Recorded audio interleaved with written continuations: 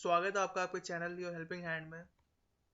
तो इससे पहले एक और वीडियो आई थी एमसीक्यू सीरीज़ की। आई होप आप सबने देख ली होगी। तो आज आगे बढ़ते हैं और दूसरा पार्ट हम लेके चलते हैं एमसीक्यू सीरीज़ का। जिन्होंने भी वो वीडियो नहीं देखी एक बार जाके ज़रूर देख ले, काफ़ी हेल्पफुल है। चलिए आगे बढ़ते हैं।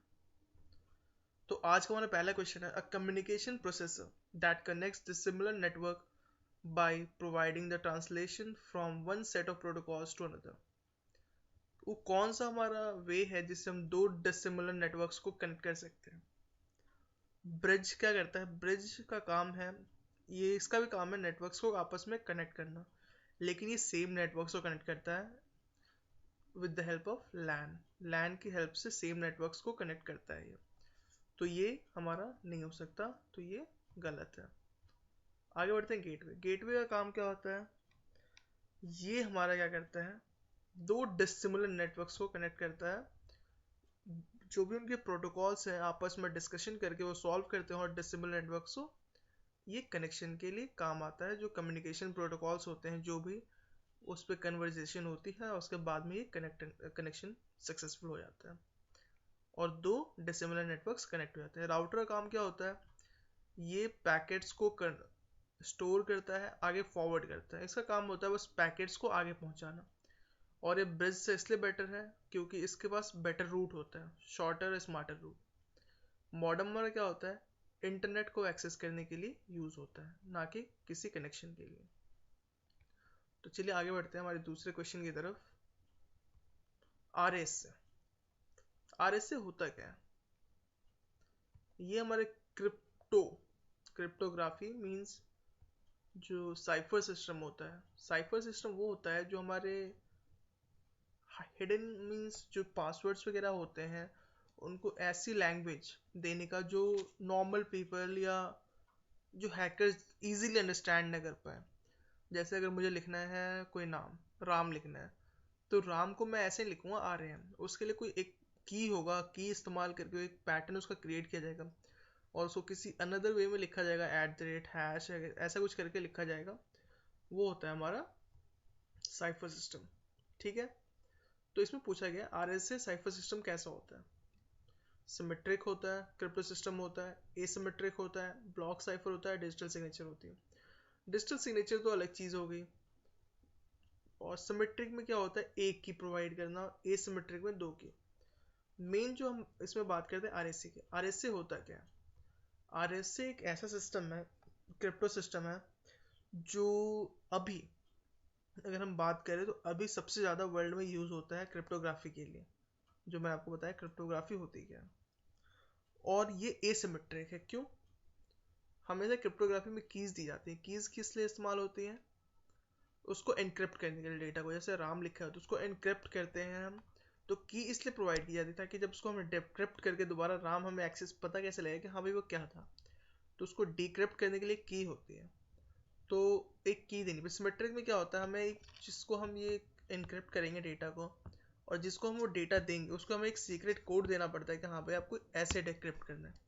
एसिमेट्रिक का फ़ायदा ये है कि इसमें हम दो की एक साथ दे देते हैं, जो एक क्या करता है? एनक्रिप्ट करता है, और दूसरा की क्या करता है? डिक्रिप्ट करता है। तो इसमें कोई सीक्रेट की जनरेट करने की जरूरत नहीं होती। तो इसका आंसर क्या है? बी। अब हमारा तीसरा क्वेश्चन है, dash is use to identify a user who returns to website. तो इसका आंसर आपको मे भी पता ही होना चाहिए क्योंकि बहुतों को इसका आंसर पता होता है। मैक्सिमम लोगों को पता ही होगा क्योंकि आज की डेट में इंटरनेट से भी यूज़ कर रहे हैं। सबने अपनी हिस्ट्री डिलीट की होगी, कुकीज़, कैश फाइल्स डिलीट की होंगी। कुकीज़ क्या होता है? स्मॉल डेटा होता है जो वेबसाइट हमारे वेब ब्राउज़र में सेव कर देता है। वेब ब्राउज़र हमारे वेबसाइट से डेटा लेके सेव कर लेता है ताकि जब नेक्स्ट टाइम हमें डेटा को दोबारा अगर हम वेबसाइट पर विजिट करें तो बहुत जल्दी, अगर आपने देखा होगा हिस्ट्री डिलीट ना करो और उस वेबसाइट को दोबारा से ओपन करो जो आपने पहले की, बहुत जल्दी खुल जाता है। क्यों? With the help of cookies. Plugins वही जो होते हैं, छोटे छोटे वीडियोस वगैरह नहीं आते, वो प्लगइन्स होते हैं। स्क्रिप्ट्स अलग चीज़ हो जाती है और ASP भी वही चीज़ अलग चीज़ हो जाती है। इसका इनसे कोई लेना देना नहीं। कैश फाइल्स जो होती है, जो इमेजेस वगैरह सेव होती हैं, तो इसका आंसर क्या है? कुकीज़। तो चलिए आगे बढ़ते हैं हमारे चौथे क्वेश्चन की तरफ। तो चौथा क्वेश्चन है हमारा, अ programme that automatically submit your research request to several search engines simultaneously are called. वो प्रोग्राम्स जो हमारे बहुत सर्च में हमारा रिक्वेस्ट लेगा सर्च की, और जितने भी डेटाबेसेस हैं, मतलब डेटाबेस जहाँ डेटा स्टोर करते हैं, जितने भी सर्वर्स हैं, वहाँ जो हमारा सर्च जो रिक्वेस्ट होता है हर जगह डालता है, जहाँ से हमें डेटा मिलता है वहाँ से उठा के लाता है, उसे हम क्या कहते हैं, वो कौन सा इंजन होता है? तो वो होता था हमारा मेटा सर्च इंजन। ये सारे जो क्वेश्चंस मैं करवा रहा हूँ ये आए हुए क्वेश्चंस हैं, ऐसे क्वेश्चंस आज मैंने मिक्स डाला है, कम्युनिकेशन नेटवर्क के भी डाले हैं, और जावा मीन्स प्रोग्रामिंग की भी है थोड़ी सी, और थोड़ी सी मीन्स हर चीज़ के एक एक क्वेश्चन मैंने ट्राई कर रहे हैं कि थोड़े थोड़े डालो। वेब क्राउलर्स क्या होते हैं? वेब क्राउलर्स एक स्मॉल ऑटोमेटेड प्रोग्राम्स होते हैं जो कि हमारे डेटा जो भी है ना उनको अपडेटेड रखें। जैसे एक डेटा है, अगर मैं दूसरा डेटा डालूंगा लेटेस्ट वर्जन, या उसका कोई लेटेस्ट डेटा आया है वो डाला है मैंने, अपडेट कर दिया सिस्टम को, तो जब आप सर्च करोगे तो लेटेस्ट अपडेटेड डेटा शो करे आपको, ना कि वही पुराना जो पहले का है। तो आइए आगे की बढ़ते हैं दूसरे क्वेश्चन की तरफ, जो हमारा क्वेश्चन है, what is a default subnet mask for a class B network? इससे पहले एक वीडियो डाली हुई है मैंने, आईपी एड्रेस। अगर आपने वो वीडियो देखी है पहले तो आप इजीली इसका आंसर कर सकते हो। उसमें मैंने सबनेट मास्क के बारे में बताया हुआ है, आईपी एड्रेस के बारे में बताया हुआ है, क्लासेस के बारे में बताया हुआ है। तो अगर आपने वो वीडियो देखी हो तो आप इसको इजीली आंसर कर सकते हो। नहीं देखी तो प्लीज़ जाएं प्लेलिस्ट में और उसमें जाके उस वीडियो को देखें। तो बी के लिए क्या होता है, ये है, इसकी एक्सप्लेनेशन आपको वहाँ मिल जाएगी। सेम ऐसे हमारा अगला क्वेश्चन है, what is loop back address? ये भी आप उसमें से जाके देख सकते हैं। ये हमारा क्या होता है, जो क्लास ए होता है हमारा 0 से लेके 127 तक होता है, लेकिन जो हम यूज़ करते हैं 126 तक करते हैं। 127 क्या होता है, रिजर्व होता है, किस लिए, लूप बैक। अगर इसके आपको एक्सप्लेनेशन चाहिए तो प्लीज़ वो वीडियो देखिए और आपको वहाँ एक्सप्लेनेशन इसकी मिल जाएगी। प्लेलिस्ट में जाके आप सर्च कर सकते हैं। तो अगला क्वेश्चन है हमारा, JVM is a virtual machine that can execute। अगर आपको JVM की फुल फॉर्म पता है तो फिर ये आंसर आपको बताने की भी ज़रूरत नहीं मुझे, क्योंकि आपको पता ही लग गया होगा क्या है इसका आंसर। JVM होता है जावा वर्चुअल मशीन। जब भी हमें जावा के प्रोग्राम्स रन कराने पड़ते हैं तो हमें JDK एक होती है फाइल, वो हमें इंस्टॉल करना पड़ता है अपने सिस्टम में। JDK की हेल्प से हम किसी भी जावा प्रोग्राम्स को रन कर सकते हैं। जावा के जब भी हम प्रोग्राम्स बनाएंगे वो बाइट कोड में स्टोर होता है, तो वो इससे एग्जीक्यूट करने के लिए होता है। जावा वर्चुअल मशीन इसके फुल फॉर्म। ये है रिलेशनल डेटाबेस मैनेजमेंट सिस्टम। सी लैंग्वेज आपको पता ही है, सी प्लस पता ही है, .NET पता ही है, तो ये इनमें है नहीं। तो आगे बढ़ते हैं अगले क्वेश्चन, 8वें क्वेश्चन की तरफ। चलिए, choose the right sequence of HDLC। HDLC testing का पार्ट है। HDLC का मतलब होता है सॉफ्टवेयर डेवलपमेंट लाइफ साइकिल। जब हम सॉफ्टवेयर बनाते हैं तो प्रोसेसिंग कैसे की जाती है, मतलब प्रोसेस हमारा क्या होता है, उसके बारे में पूछा हुआ है। एसओ कोई टफ पेपर नहीं बनाती। जो IPS एसओ एग्जाम होता है उसमें कोई टफ पेपर नहीं होता। अगर आपको सबके बेसिक्स भी पता है तो आप इजीली, बहुत सिंपल क्वेश्चंस होते हैं, थोड़े बहुत मॉडरेट भी होते हैं, आप इजीली उनका आंसर कर सकते हो। तो चलिए, HDLC क्या होता है। अगर आप खुद सोचो, अगर आपको कोई सॉफ्टवेयर बनाना है तो आप कैसे करोगे? अगर मैंने आपको एक सॉफ्टवेयर बोला कि भाई मेरे लिए एक सॉफ्टवेयर बना दो, तो आप कैसे बनाओगे, उसकी स्टार्टिंग कैसे करोगे? तो पहले तो आप मुझसे पूछोगे कि अब किस बेसिस पे बनाना है, क्या क्या आपकी रिक्वायरमेंट्स, आप क्या क्या चाहते हो। तो सबसे पहले होती है कि रिक्वायरमेंट एनालिसिस, कि पहले आपने मेरे से मेरी रिक्वायरमेंट्स ली कि हाँ जी आपको सॉफ्टवेयर बनाना कैसे है, किस चीज़ पे बनाना है। तो जब आपको सारी रिक्वायरमेंट्स मेरी पता लग गई तो आप उसे डिज़ाइन करोगे। जब उसकी डिज़ाइनिंग हो जाएगी फिर तो जाके उसकी कोडिंग करोगे ना, या बिना डिज़ाइनिंग की ही हो जाएगी कोडिंग। तो सबसे पहले आपने मेरी रिक्वायरमेंट ली, फिर डिज़ाइन किया, फिर उसका कोड लिख के आपने रन करवा के कंपाइल करके सारा काम कर दिया। एंड में क्या होती है, टेस्टिंग। टेस्टिंग क्या होती है, सबसे एंड में होती है। इसमें हम देखते हैं कि जो हमारा बना है वो सही बना है कि नहीं बना। तो ये सबसे देखेंगे कि सही बना है कि नहीं बना। जब बन गया तो उसे कंपाइल करके हमने सेव कर लिया। तो सबसे लास्ट का पार्ट क्या होता है हमारा, टेस्टिंग का। टेस्टिंग में हम क्या करते हैं, उसको रन करवाते हैं। जैसे आपने एक ऐप क्रिएट की है कोई सी, तो आप ऐप चलाओगे, आप कोशिश करोगे उसमें बग्स फाइंड आउट करने की, एरर्स फाइंड आउट करने की। अगर नहीं है, सक्सेसफुली आपका हर चीज़ रन हो रही है, आपका डेटाबेस मतलब सारा कुछ सही परफेक्टली काम कर रहा है, मीन्स आपका ऐप बिल्कुल सही बना है। फिर आप जाके उसे मुझे हैंड ओवर कर दोगे। बाकी फिर अगर उसकी कोई मेंटेनेंस या अपग्रेडेशन की ज़रूरत हुई तो वो आप प्रोवाइड करोगे। तो इसका आंसर क्या है, बी। अगर इसके अकॉर्डिंग हम चले तो जो मैंने आपको पैटर्न बताया। ठीक है, अब हम पढ़ते हैं आगे क्वेश्चन जो है हमारा, लोकल वेरिएबल्स। लोकल वेरिएबल्स क्या होते हैं? तो लोकल वो वेरिएबल्स होते हैं, जैसे कोई मेरा फंक्शन है, मैंने इंट सम के नाम से एक फंक्शन बनाया। लोकल वेरिएबल्स वो होते हैं जो हमारे किसी फंक्शन के अंदर, हमारा अगर कोई मैं वेरिएबल लेता हूँ तो वो क्या होता है, हमारे लोकल वेरिएबल होते हैं। और ग्लोबल कौन से होते हैं, जो हमारे मेन के बाद हो। तो अगर मैं इसमें इंट ए लिखता हूँ,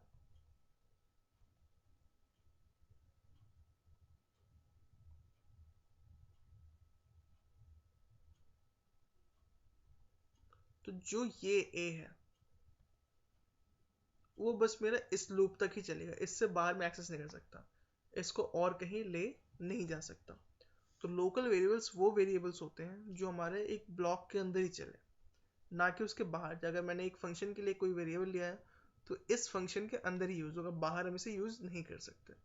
जो ग्लोबल वेरिएबल्स होते हैं वो पूरे प्रोग्राम में कहीं भी रन हम उसे करवा सकते हैं, कहीं भी एक्सेस कर सकते हैं, लेकिन लोकल वेरिएबल को हम कहीं एक्सेस नहीं कर सकते। तो जो इसका आंसर है, first option, are created outside a block. हो नहीं सकता, आउटसाइड हम जा नहीं सकते। Are known only to that block, बिल्कुल ये जो है हमारा इसी ब्लॉक तक ही नोन रहेगा। तो ये इसका आंसर है। Continue to exist when there block ends, अगर ये ब्लॉक खत्म हो गया तो इसके बाद तो एग्जिस्ट कर नहीं सकता, तो ये भी गलत है। सी प्लस प्लस में भी होता है ये, और ये जावा में भी होता है, तो ये ऑप्शन भी आपका गलत है। तो इसका ऑप्शन क्या है, बी। चलिए आज का हमारा लास्ट क्वेश्चन की तरफ आगे बढ़ते हैं। The two's complement of a binary system 0101111.1100।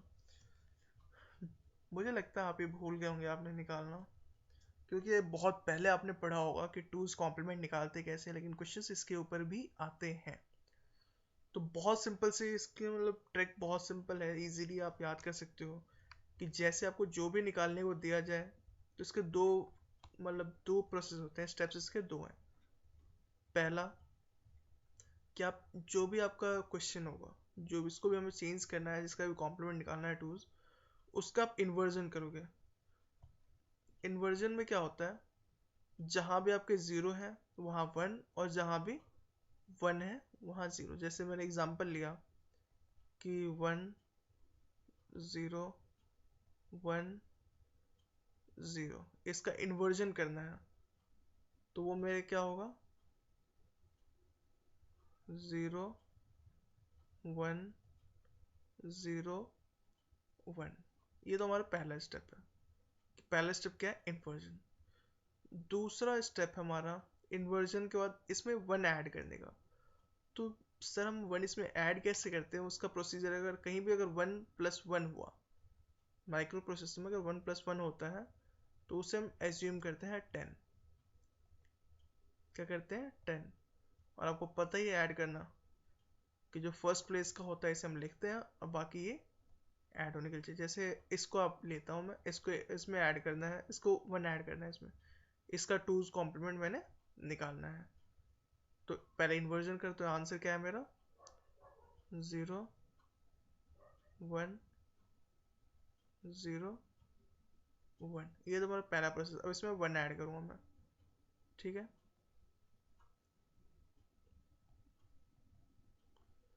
तो पहली बार में आ गया 1+1। 1+1 क्या होता है हमारा, हमने देखा 10 होता है।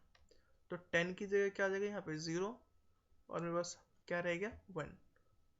तो 1 में इसमें ऐड कर दूंगा कैरी, तो ये 1 0 क्या होता है, 1 होता है, तो इसमें 1 आ गया। यहाँ भी 1 है तो 1 ही रहेगा, यहाँ 0 है तो।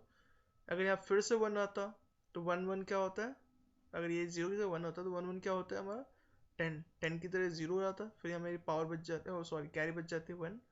तो हम ऐसे इसको आगे फॉलो करते हैं। बस ये आपको याद रखना है कि 1 + 1 क्या होता है 10, ना कि आप इसे 11 सोचो। तो इसके अकॉर्डिंग आप सॉल्व करोगे, इसका आंसर आपको मिल जाएगा। वैसे मैं बता देता हूँ, इसका आंसर बी है। आप लोग इसको सॉल्व करके जरूर ट्राई करें खुद। अगर आपको अभी भी कोई क्वेरी है, आपको किसी भी क्वेश्चन में डाउट हो रहा है किसी में भी, तो प्लीज़ कमेंट करके मुझे पूछें, मैं इसका आंसर आपको ज़रूर दूंगा। और जो भी आपके अगर चाहते हैं कि आप पहले किसी पर्टिकुलर टॉपिक पे अगर आप चाहते हैं मैं एमसीक्यू आपके लिए लेके आऊँ, तो प्लीज़ मुझे बताएं, उसके ऊपर मैं एमसीक्यू लेके आऊँगा। और at last, thank you for watching my video. और आपको ये वीडियो अगर पसंद आई हो तो प्लीज़ लाइक करें। कोई भी क्वेरी आपको कमेंट करके मुझे बताएं, या अगर आपको कुछ भी बताना है, कुछ भी पूछना है, तो प्लीज़ आप मुझे कमेंट करें। और अगर आपको अच्छी लगती है चैनल, अगर आपको सही लग रहा है, तो प्लीज़ सब्सक्राइब करें। और अगर वीडियोस आपको हेल्पफुल लग रहे हैं तो अपने दोस्तों का शेयर कीजिए। Thank you.